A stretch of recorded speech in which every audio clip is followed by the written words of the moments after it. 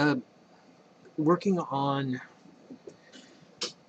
making these better. I've gotten some very good suggestions. Carrie, and if you guys are watching this video, I've been trying to improve. I've also think I've got the lighting a little bit better in here. I've actually pulled the curtain back. That sounds like a metaphor for something. No, I have monster awesome curtains that a friend handmade that stop light, the cursed, hateful light of the sun. And so lighting's a little better in here, I think. Hopefully I look less monstrous in natural light. I don't know. Ugh. Joints are all messed up. Not aging well. Getting the odd impression that when I turn 100, I'm not going to be the spry thing I'd like to be. Hopefully I'm wrong. I'm sure they'll develop a cure for aging soon, and that'll just fix that up. No problem. Anyway, I wanted to have a discussion. Well, it's a one-sided discussion, so it's just me ranting it up. Vastly insufficient camera microphone combination, so not really a discussion. Rant, I guess. Fine, whatever. Alright. I want to do this little thing about fantasy settings, particularly video games, movies, but also, I guess, books. What other media is there? And I just wanted to... This came up because someone had mentioned, like, hey, if you haven't played Dragon Age, you should play Dragon Age. And I love BioWare. Dragon Age is a BioWare game. It's a sword and sorcery fantasy. I generally love their stuff. BioWare makes amazing video games. And I've been very pleased with Mass Effect, other stuff they've done too. I generally think they're really awesome games. But I haven't touched Dragon Age. And there's a reason. And I'd like to go into that a little bit. No discussion of fantasy settings is going to be complete without at least touching on J.R.R. Tolkien. Of The Lord of the Rings, The Ring Cycle, The Hobbit, Silmarillion, so on and so forth. When Tolkien made that, it just changed the world of fantasy settings. Granted, there was a lot of other very cool stuff happening at the same time and shortly after. Michael Moorcock, for example, with the Elric books, which he's still writing, I think. Who else? Who's also a really good example? Jack Vance is an excellent example. But certain elements of Tolkien, dwarves the way they're portrayed in the Tolkien books, where they're grumpy, greedy, axe-fighting, warrior culture, very ordered. I mean, very specific. Very, very, very specific. Like, dwarves are like this. And elves who are a little effete, kind of androgynous in appearance and demeanor, like to live in trees, are very associated with nature. Once again, very specific. And even then, there's always, these are wood elves. These are whatever the more civilized elves are, and these are the super duper civilized elves. Once again, all Tolkienisms. And they're fine. They're perfectly fine. They fit very well in the Tolkien stories. My problem is everyone copies them, and crudely. Dungeons and Dragons take those exact same archetypes and make them stereotypes, where the elves are always very elvish, the dwarves are always very dwarvish, to the point that characters seem annoying to me, and it seems like it doesn't add anything. When Dungeons and Dragons does that, I just automatically eye roll. Like, you have halflings who are hobbits, really. You have dwarves who are just dwarves, the elves who are just elves. I'm more favorably disposed towards Dungeons and Dragons when its settings and characters move as far away from that as possible. When you added tieflings, Azamar, people distantly related to devils and angels, respectively. Even the dragon people, I kind of can get behind that. It's Dungeons and freaking Dragons. Sure, why not dragon people? I think they could do a little better than what they did, but having said that, not bad. I would have done that differently than they would. Just the dragon people are very dragon, to the point of being, that's a furry thing. That's someone's sexual fetish. I'll just say it. There, I've said it. It's a thing I've said. It came out of my mouth. It's a thing that's been said out loud. That is someone's sexual fetish. Fine. Does that bother me? Not really. Maybe a little bit. Not that much. I don't care that much. I honestly don't care. But it's just like, it adds nothing to it, to me. Like, dragon people add nothing. I don't see dragon people and go, wow, that's a cool, weird direction to go in. I'm like, no, not really. Do they breathe fire? Oh, yeah, they do. Look at that. Is there anything else distinctive? Like, what are they like? What is their culture like? What is their language like? And whenever you describe that part of it, you're just, I don't know, so we'll just add in a bunch of bullshit. And that's an important setting thing. Something I honestly am trying to wrap my head around more often. Like, it's not just, like, look, if it's just a dragon person, but you don't have what they dress like, what they look like, and none of it's distinctive or interesting, then it's just another set of clothes. It's just, it doesn't matter. So it adds nothing to it. I understand Dragon Age had some sort of bull people with crazy horns. And that's kind of interesting. That's different and unique. The problem is they share space with elves and dwarves and all that jazz. I'll say this: Skyrim, Elder Scrolls in general, Skyrim specifically, because Skyrim was my introduction. I didn't play any of the previous Elder Scrolls game, and looking at them, they're so spaced out. Even the Skyrim was Elder Scrolls 4, so Elder Scrolls 3 is still far enough back. It looks clunky. From what I've been told, people have said Skyrim is amazing, not just because it's amazing on its own right, but also because it's a very huge improvement for Elder Scrolls. It keeps all of its history and backstory and setting and so on, but at the same time it moves forward. Mechanically through a much, much better engine, but also they get their story stuff together a bit better. In Elder Scrolls, yes, there are elves. In fact, they're like half the races, a third of the races are, they actually go into where elves come from, what they are. Dwarves and orcs are actually just different kinds of elves. It's like a whole thing, as opposed to the mer, that's what they call them, as opposed to men, which are humans and different kinds of humans.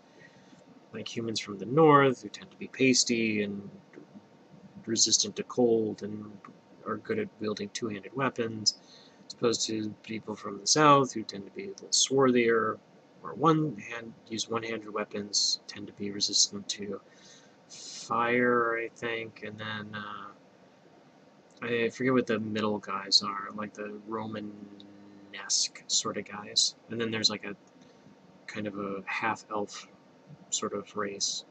I forget whether those count as men or mer. I think they're considered a variety of men. Whatever. It's a neat setting. It's complicated enough you can actually have a discussion about it. And you can have the same discussion about Tolkien stuff too. He has an incredibly elaborate, very in-depth, very distinctive setting. Whereas, I'm trying to think of another. I don't want to pick on Dragon Age. Let's also look at Dungeon Siege, which did the same thing, where you could also play dwarves and elves and stuff like that, and they acted pretty much not a distinctive culture, but rather just a generic one. It's like when you have generic Asian culture or generic European culture or something like that. It doesn't feel real. It doesn't feel detailed. I have got to give, and I have friends who are really not fond of L5R, Legend of the Five Rings, but credit where credit is due. Their setting is very distinct. There are no elves or dwarves. It is a fantasy setting. It's not even. It's kind of. Let's say this. It's inspired by Japanese fantasy, but at the same time, it's not. It's not Japanese fantasy. It's inspired by it, but also Chinese fantasy. They're not all Japanese. They didn't.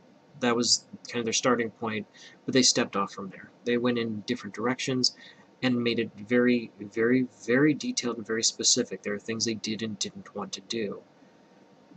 Whereas Dungeons and Dragons is an example. Dungeon Siege is not as good an example. Dragon Age is less so. I know less about it. But it tends to be, we're going to start with generic stereotypes from Tolkien and just kind of mash in whatever the fuck we can think of, with no rhyme or reason. My complaint about Dungeons and Dragons, my rant, and this is what leads into it, and it is a separate rant. It's involved. Ugh, I need all the coffees. Dungeons and Dragons, now in its 5th edition, has a lot of stuff in it. It's got a lot of holdovers from previous editions, cool stuff that's been introduced in different settings. My problem is, like I just described, it tends to be a mash of everything. It starts with generic stereotypes from Tolkien in a very non-specific way. They tend to be just, here's elves that could fit in Tolkien but are less specific. They're not there. They're not the way they are for a specific reason. They're just these are elves who live in the forest. These are elves who live in cities. These are elves who live underground, which is a unique thing to Dungeons and Dragons, sorta. My point being, they tend to just take this generic mishmash, have a bunch of other stuff added to it. Orcs, goblins, gnolls are a thing that are just in all of them now. And then add stuff on top of that. It's why I don't like Eberron. I know some people love Eberron to death. I know a lot of us hate it. I hate it. I don't know, hate is a strong word. I dislike it. It has nothing for me. It does nothing for me. Because it's just Dungeons and Dragons. That same generic mishmash. You've thrown some fantasy names in there, and then you've added more stuff on top of it. You've taken the same ice cream and added a couple of different kinds of sprinkles on top. Like mechanical people. I can't think of anything else that's really unique to it. If we look at L5R, we'll go that direction. L5R, Legend of the Five Rings. If you take that as, here's a generic fantasy, how do you get it to Legends of the Five Rings? Well, remove anything from European culture, first of all, because it doesn't take place in European culture, and it doesn't have the same generic fantasy analogs. There isn't a race of elf-like people, or elves, or generic crazy race, or dwarves, or half-orcs, or half-elves, or hobbits, or halflings, or whatever you want to call them. L5R was like, look, this is very human-centric. Yes, there are other fantasy things. They tend to be very different than people. But they're generally not welcome. It's like, look, this culture is not all sunshine and roses and cherry blossoms, whatever. Sometimes it's quite mean and xenophobic, because that's the way it is. It's not, let's make this a modern, happy fantasy. It's, in a fantasy setting, prejudices, extreme nationalism, extreme cultural xenophobia is a source of conflict. It's like a thing that keeps you from just doing anything at all. It enforces a particular way that the setting and the characters need to act, so it gives you a route to go. It gives you some place to go and something to do, and you have to work with it. You can do the thing you want to do, but if you are, hanging out with fantasy races that aren't humans, there are going to be social repercussions. You have to jump through some hoops to do the thing you want, and that's where adventure and stories come from conflict, dramatic conflict, where you're either working within social constraints, or you're working specifically against certain ones, or you're secretly doing stuff that you're not supposed to be doing that you want to do anyway. There, stories. That's how it works. Dungeons and Dragons has the problem where you can't have a really complex social story like that, not in the generic game, because there are no constraints. You can do whatever the hell you want. Which runs into the 51 flavors problem. And that needs a little bit of explanation. I need to explain what the 51 flavors problem is. Okay, the 51 flavors problem. 51 Flavors was an ice cream store, and it had 51 flavors. That was their shtick, anyway. So you'd go in, and there's 51 flavors, 51 different flavors. If I told you to go in there, here's a coupon, here's a gift card.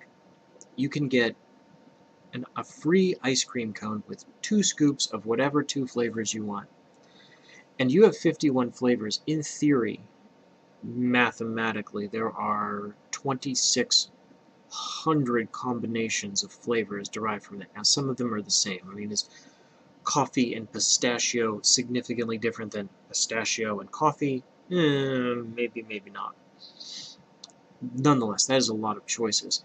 And that many choices with no differentiation. I mean, it's not like the ice cream guys go, nah, don't get those flavors. They suck. You work at the 51 flavors. All flavors are equal. The problem is with no differentiation, that can be paralyzing. Like, you can be given so many choices you can't do anything. Like, if you can do anything, and there's nothing to force you in a particular direction, then you kind of sit there paralyzed by the overwhelming choices you have to make. It's actually kind of why some of the Sandbox games, I did another video on The Witcher 3, the Sandbox games are kind of paralyzing to me now. It's like I have so many choices, and there are specific things I'd like to happen and do, but for those to happen, all these other things have to happen as well. But how do I want those to go down? Do I do this and this combination? What do I do first? I'm leveling up, so I really need to get this lower level shit taken care of. So much to do, I can't do anything. So many ways to go, I don't go anywhere. Dungeons and Dragons is the same way. I understand why it tends to gravitate towards going into dungeons and killing monsters, and not general places other games have gone. Like World of Darkness is more like dressing up and seducing people and talking to guys and arguing to other guys. It's as much debate and persuasion. I mean, there's a reason a third of the attributes are social attributes. And never mind, another third of them are mental attributes. It has far less to do with killing stuff, and far more to do with doing social, investigative things like that. Dungeons and Dragons, there's no standard for it. I mean, if you act in a way that's like this, pick a random way that's unconventional, are you really bucking with convention? There's so many freaks and weirdos. Dragon people, tieflings, demon people, mer people, fish people, cat people. I'm not even going to get into the furries. That, what does that mean? What does that do? How do you act? How does the rest of the world respond? Do they care? I don't know. My point being, with something like Dungeons and Dragons, you can make a far more... This is my thesis. The thesis statement for this video is that in a fantasy setting, when you start with the Dungeons and Dragons, the generic Tolkien, you can make a far more interesting setting. Instead of adding random stuff to it, subtract. Like, remove stuff. What if there are no humans? Or dwarves? What if there's just elves? All elf campaign, and maybe, I don't know, pick someone else at random. Dragon people. There's elves and dragon people. Automatically that means these things don't exist, so those roles have to be played by some sort of other elf or elf society or maybe that's what dragon people do, or maybe they don't. What you'd expect isn't the thing that happens, and there's some reason for it. You automatically are forced to start building things, making decisions, and having things be a specific way instead of just crazy generic. And that's far more interesting to me. But once again, start with generic Dungeons and Dragons, get rid of all the races, all of them, absolutely all of them, and only put in stuff like, what would be a good example? There's an optional race in the Dungeon Master's Guide in the 5th edition, Aasimar, the people descended from angels and angelic, generic good creatures. So just say those are the only ones that there are. You can only play an Aasimar. Well, how do you differentiate your character? You have to say that I'm socially like this, or my culture's like this, or my family's like this, or the city is like this. You have to create it. You have to paint in finer strokes. And those details make a difference. They make things interesting.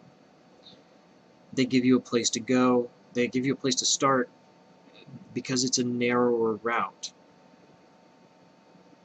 It forces you along a specific path. Just talking about this, while I've been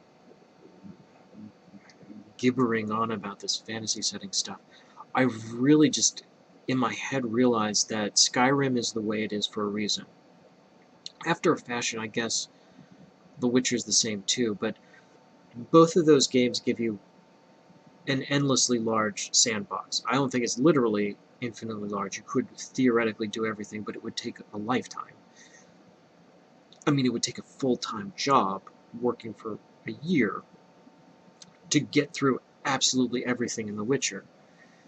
And once again, some actions and characters disappear when other ones are taken care of. Some of them there are binary choices. But there's also a central story. So you can do anything, but there's this thing like a tree trunk to hang stuff off of. Like there's a thing you can do. People, like in the Skyrim, let's stick with that for a little bit. In Skyrim, there is this central story about an evil dragon who wants to destroy the world. Bad guy wants revenge. It happens. You don't have to follow it, but people talk about it all the time. People talk about the Dragonborn and the dragon attacks, and the dragons start showing up more often as you level up and the story advances. So you can ignore it and do your own thing, but you're specifically ignoring that thing. If you don't know what to do or where to go, I can't imagine how in the hell you run out of quests in Skyrim. But let's say somehow, some way you do, or the quests you have don't interest you. There's always this central thing going on. That quest doesn't ever disappear until you finish it, and that's a big deal because you have to be super high level and do all this jump through all this other hoops and do all this jazz to get to that point. So that's why that's there. That's why that central premise is there. It's there for you to follow it, or alternately completely ignore it. Did a Witcher, particularly Witcher 3, you can just tell the Emperor to screw off, just, flip that guy off and just go off and do your thing. You're a Witcher, you're supposed to be hunting monsters and stuff, and certainly there's no end of people who have quests like that for you to do.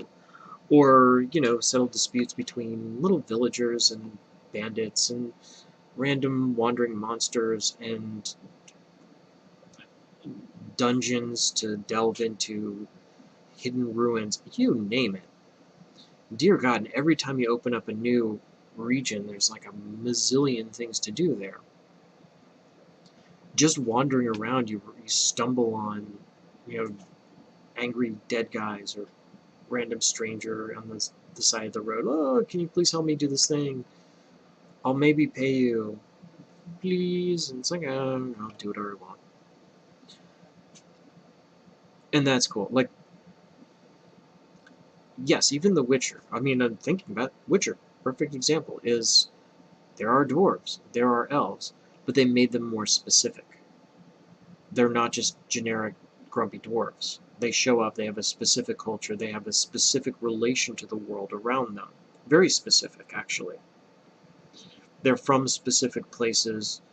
The elves have been in decline because they're always in decline because it sucks to be an elf, apparently. Name us, because Tolkien said the elves are in decline, everyone else says the same thing too. It's never, the elves are doing great. They're doing better than anyone. They're pushing the humans out. The humans are in decline because the elves are better. There you go. But anyway, they have a specific setting and meaning. Dragons exist, but they're rare. I mean, you could almost, comparing Witcher to Dungeons and Dragons is weird. Simply because your character is a Witcher. He's not a normal thing. He is unusually adventure-y and tough. Like, if you switched out Geralt for a generic human, you'd be like, wow, I can't do shit. I don't have any of these signs, don't have the magic potion thing. There's a lot less to do. A lot less you can do. A lot fewer magic powers. And other stuff. Anyway, that's kind of my little point. Dragon Age doesn't really interest me. I'm much more interested in settings that go off the beaten path. That's kind of why I like the more fantasy, futuristic settings. I like them for one thing. Give me a spaceship in particular. Give me a ship and a star to sail by. Love that stuff. I want Skyrim in space, and I'm hearing rumblings of maybe the next Mass Effect game is going to be that, where I can go off on another planet. I want to build stuff. Like, give me the opportunity to build a space station or a settlement, and I mean build it. Like, I get to pick what stuff looks like, how it works, and so forth. I don't get to do that enough in Dungeons & Dragons. In Dungeons & Dragons, I tend to gravitate towards stuff Dungeons & Dragons doesn't even touch on. For example, I want to build an entire... here's this place. I found this place. There's nothing here. It's the middle of the woods. There's some hills there. There's a creek over there, maybe. Maybe we're near a lake. I want to build a camp. I want that camp to become a village. I'm going to hire guys because I'm going to need guys to build stuff anyway. Maybe if I find other people like, hey, you should go to my place over there. It's less shitty, and these people who have a problem with you, I don't have a problem with you. You can go live there. And just slowly turn that from nothing into a city, maybe, like a full-blown metropolis or something. That's cool to me. Dungeons & Dragons does not lean that direction. I doubt... Once again, I've never played Dragon Age, but I doubt it goes that way either. Most fantasy games, Sword and Sorcery, lean towards the... Well, obviously, you just want to go underground and first kill a bunch of rats, because that's where we always start, and then kill a bunch of orcs or orc-like guys, and then move your way up to ogres and freaky monster, the freaky menagerie of stuff we have for you to kill. And it's like, that's... It's what it is. It's one reason I really liked the setting of Diablo. There are no elves. There are no dwarves. It's very... That setting, the setting of Diablo, is a unique one. It has a lot of fantasy tropes. You're running around killing stuff for loot and magic to get more power. You're killing stuff to get more powerful, get more loot. Dungeons and Dragon tropes out the wazoo. But at the same time, a lot of the Tolkienisms are all gone. They're all gone. I mean, they're not even called, like, I don't even think there's even called goblins. They're called, like, hated ones or something, or angry ones or something like that. And all the monsters are either demonic or ghostly in origin because of this. And there's a whole backstory with angels and demons, and it has nothing to do with, there are no effete elves, there are no grumpy dwarves. I don't think there are any dragons either. I don't think dragons would even fit in that setting. And that's cool. I like that. That's what sold me on it. The endless grinding I had a problem with, because that bores me. That bores me quickly. I can only get so much random crap before it's like, oh look, another guy for me to kill. Oh, he has some weird thing, so he's really hard to kill. I guess I'll kill him with the thing I used to kill everyone else with. Love it, and I'm told the Reaper expansion made it all better. Maybe I'll go back to it and give it a try again. But I like that setting. I'm talking about setting. And that setting is more interesting to me. Subtract first. Don't give me generic elves and dwarves. Please stop. Please stop. I don't care. I really don't. I don't want to see it anymore. It's been done to death. Tolkien did it better. There. You're not going to do better than Tolkien. And just mashing in more stuff doesn't make it better. It doesn't make it more interesting when you already have a mishmash of so many crazy things. Just explore the stuff you've got already. And if what you have isn't compelling enough that you feel the need to add in dragon people or dog people or oh look, we're being invaded by robot demons or something, then maybe it's time to take a step back and look at a different setting, or enforce, like, maybe there's a different part of the same world where a lot of this stuff isn't there, and then that makes it more interesting when it does show up. I don't know, I'm rambling and ranting at this point. I'm more meandering than usual. I guess that's all I have to say. Just, let's cut back on the short people and elves. It's overdone. That's all. I'm out.